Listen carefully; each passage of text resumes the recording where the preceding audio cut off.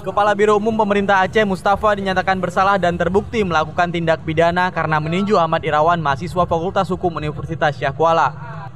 Hakim Pengadilan Negeri Banda Aceh menjatuhkan hukuman 1 bulan penjara dengan masa percobaan 2 bulan kepada Mustafa.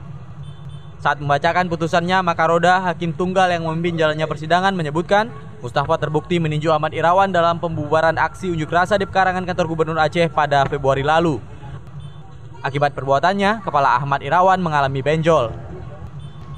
Selain dijatuhkan hukuman 1 bulan penjara dengan masa percobaan 2 bulan, pejabat teras kantor gubernur ini juga diharuskan membayar biaya perkara sebesar Rp2.000.